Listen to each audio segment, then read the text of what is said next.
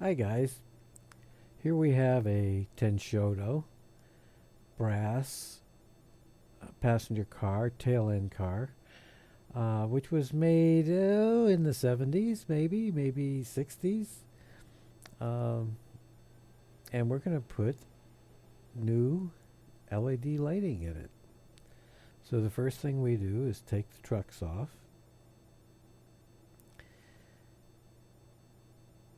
And these trucks have washers and screws with springs, so you don't want to lose those.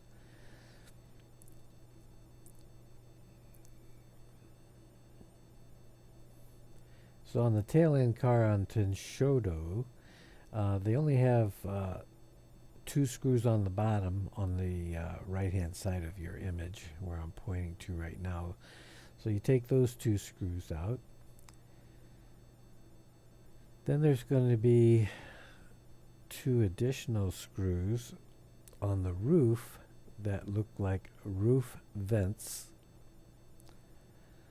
And they are dome shaped and very slippery, and for the most part difficult to take out. But on this particular car, they came out fairly easy. The old lighting in these cars just most of the time doesn't work at all. And you can see the metal tabs in the middle of the floor there, which are the pickup from the trucks. Here I'm taking off those roof vents, just two at the end.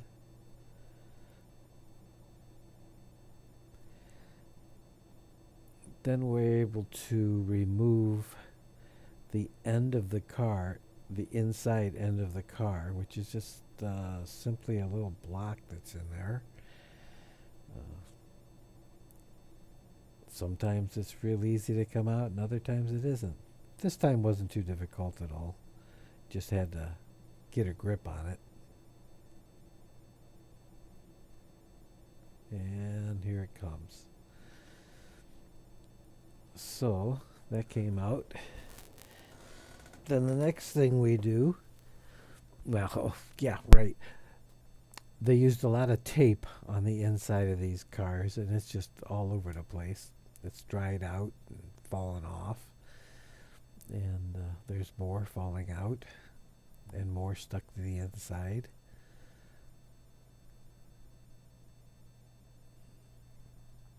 Then there's more on the floor of the car. And of course, it's got electrostatic charge to it, so it sticks to everything.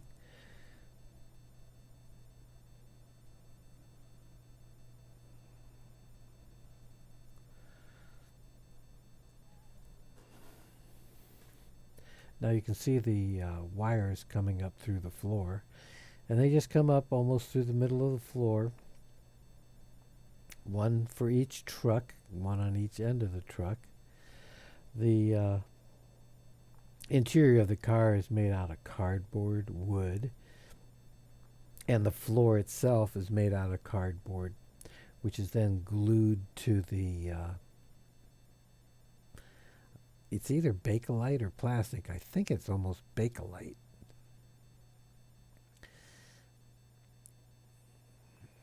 So, and they didn't go into too much real detailing on the inside.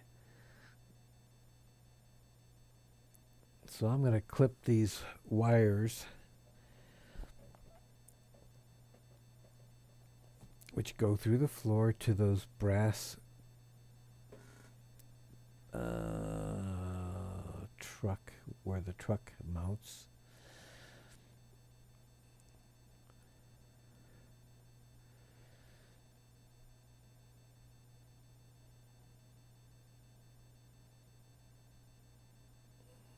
Yeah, we'll just throw away those lights.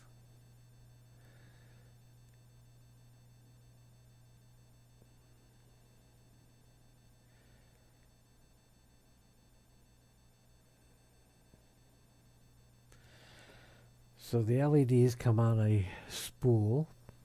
In this case, I think it's 100, or maybe it's 300. But in any case, you can cut off from the roll every 3 LEDs at a spot marked on the tape. And each 3 LEDs has a resistor. The things you're going to need are the LED strip, a resistor for the tail end LED, a bridge rectifier that's rated for about 1 amp.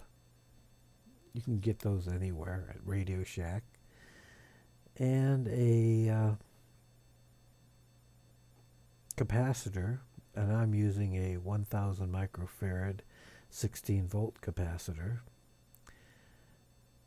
So now I'm removing the plastic lens that they have in there, glued in for the tail light. And it eventually came out fairly easy. All I had to do is push it with another tool, and I was able to remove it. You can see the glue they used on there. It popped up, and yeah, it came out fairly easy once I got the glue out of the way. So we need a piece of styrene.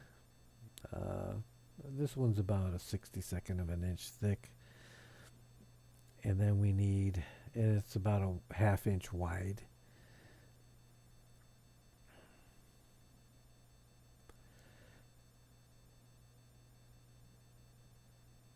And we mount that in the top using hot glue later on. And when it's in there, we want to mount it. Now, this is a tail end car, remember. If it was a regular car, you'd mount it 3/4 of an inch to 1 inch from each end, so that it clears the aluminum block that goes in the end of each car. So I'm just measuring it here, and that's about 3/4 there and 1 inch to where the board is.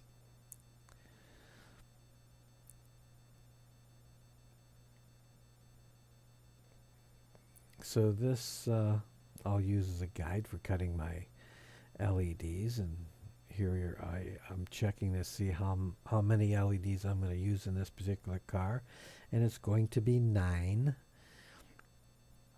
So I'm going to cut it off at the mark that they have on the strip at 9. There's a mark there, which you would cut if you were going to use 3. And then here's another one at 6.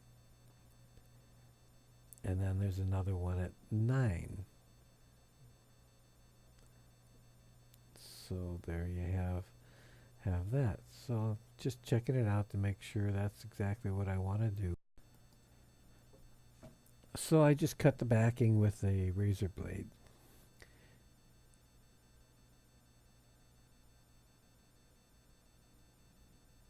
Because it has adhesive tape on the back, so you can mount it on any surface. I choose not to mount it on the brass roof of the car, because you never know, it could short out.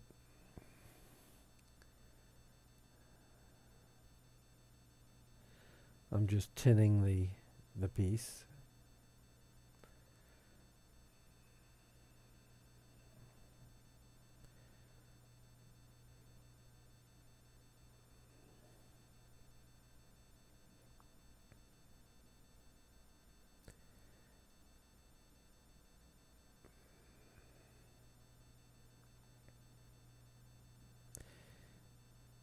And voila, it's now stuck to the styrene board, and we're ready to mount our components to that. You can see on the end of these, it's difficult because it's so small, but it has a small plus and minus. I'm pointing to the minus there on the bottom side, and at the top there's the plus sign right there. And it's the same at the other end. So you mount the bridge rectifier minus to minus and plus to plus. Kind of difficult to see here in this image, but it's there.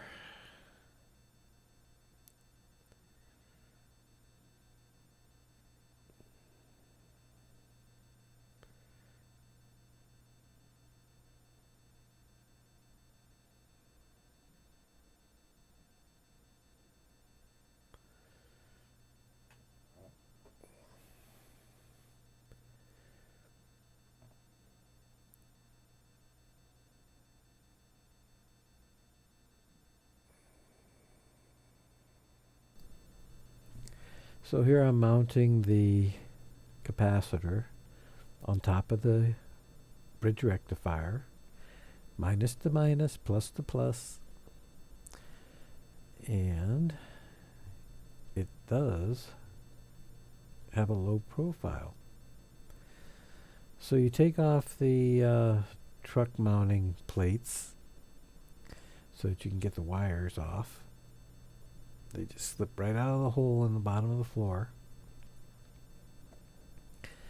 And I unsoldered both of the wires that connect to these because I wanted to mount them differently. They have them mounted on the top of the plate, and I want it mounted in the crease on the bottom of the plate, so they don't interfere with the truck turning.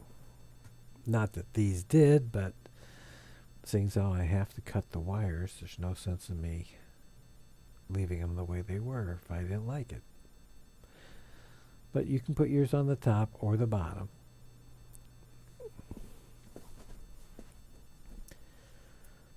I also used a Dremel tool to polish the inside of these plates and the outside where the old solder was. And they shine up real nice. I also used flux for the soldering because it did make it a lot easier, both on the wire and the plate itself. The black wire is approximately 12 inches long. The red wire is approximately 6 inches long. I always make it about 4 to 6 inches longer than I need, because this way you can take the cover off if you had to get to the inside of the car. And you can see where the wire comes through the floor where the old white one was.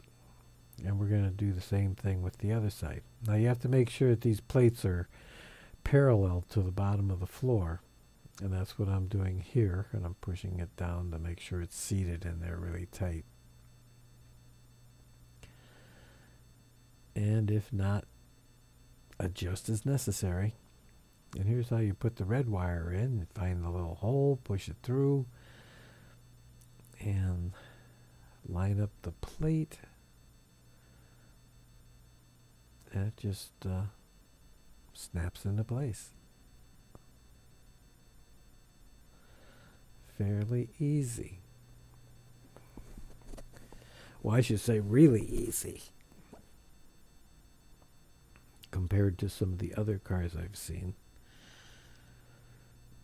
So now we're going to solder the wires to the board before mounting it in the car.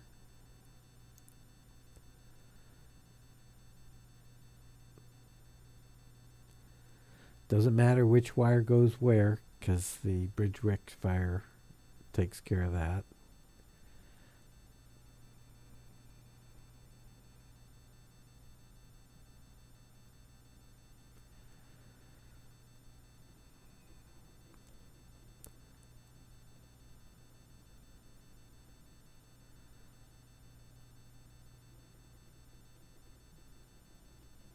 So I tried to make it the easiest way possible. I should have soldered the wires before the capacitor, but that's life and that's how things go.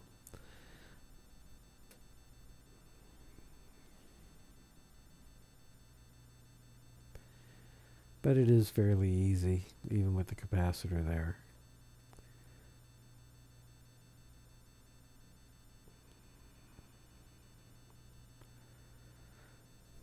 So there the wires are soldered on. We're going to test the lights. And they do come on. And now we're going to mount the LED on the other end of the board. Make sure you check your polarity on your LED. The anode is minus. Well, you check it out. It's one of those things that I always manage to forget. So I have a little diagram in the man cave that I always look at to make sure I have the long lead is something and the short lead is, I think it's the anode. I could be wrong. Check it out yourself.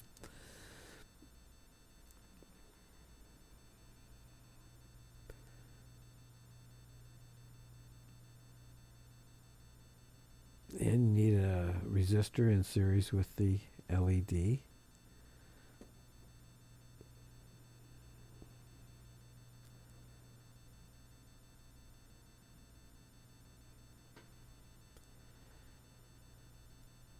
We're soldering the resistor to one of the legs of the LED.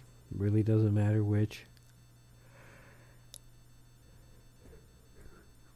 Just make sure you make it long enough to fit in the end of the car.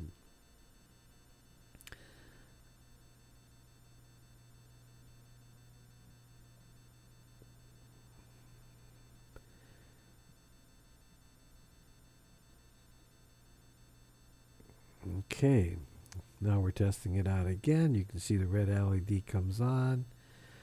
It takes a little while for it to go out when I release it. Usually takes about a second, and that's usually more than enough if you have dirty track for the capacitor to discharge. So, not too bad.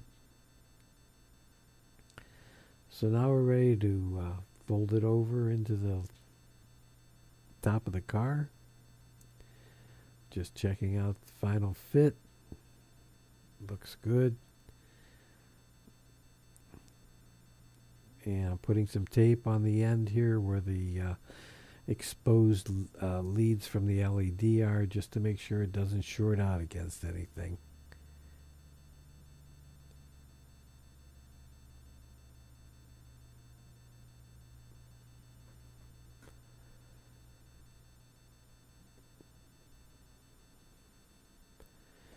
And I just put hot glue in both ends in the middle. Nice glob of it.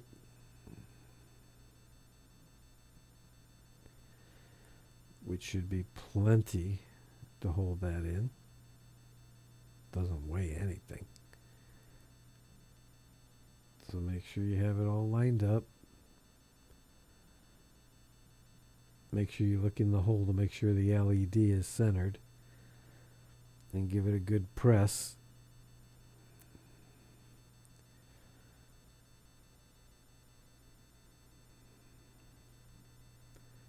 And that's done. So now we're going to put the shell back onto the car. And then as I was doing that, I noticed that the cardboard on the end of the car, the yellow pieces, were a bit too long for where the capacitor is located. So I had to trim those down, which you'll see in a moment. Yeah, see.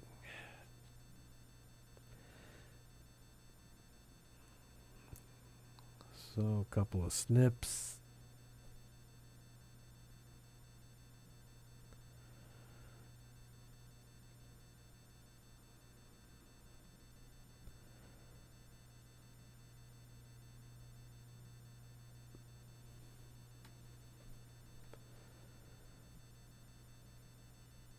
Now it's ready to go.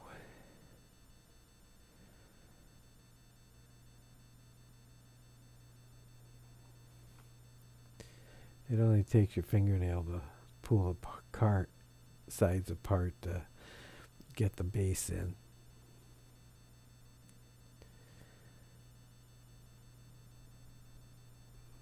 Just push it down to the end.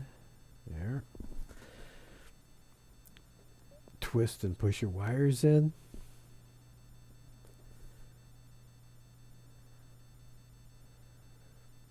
And put the end piece back in. Piece of cake. Your 2 silver screws on the bottom, silver or brass, depending on your car.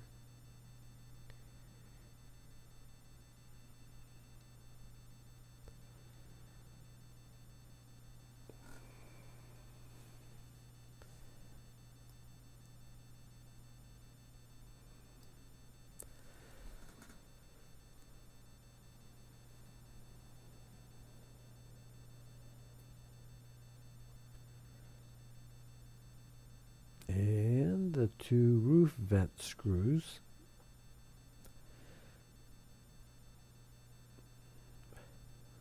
And I wonder which is harder, taking them out or putting them in. But you just have to be patient and it works out for you. So finish tightening the bottom ones.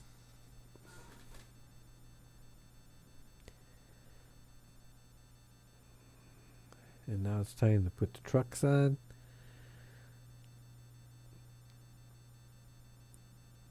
I'm putting the rear one on, and then I'm going to adjust the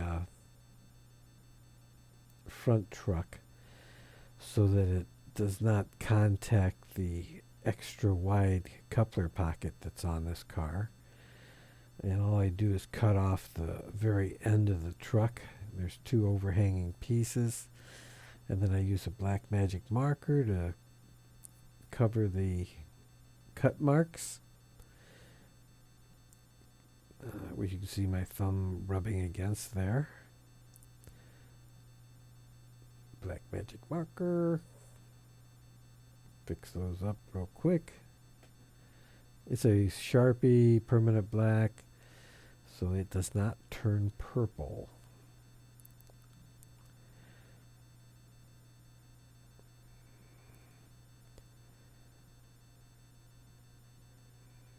Don't forget to put the washers back. And while I was doing all this, I managed to lose the spring. So I had to get one of my junk cars out and get the spring off of the truck. There we go. So now the truck's ready.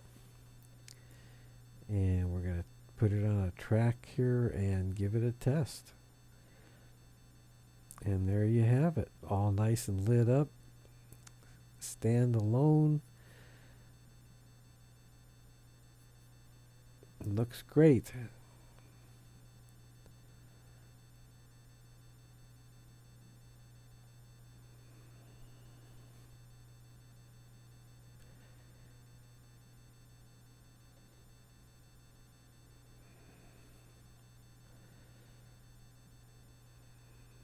If the lights are too bright, you can always darken them down with black magic marker. See ya.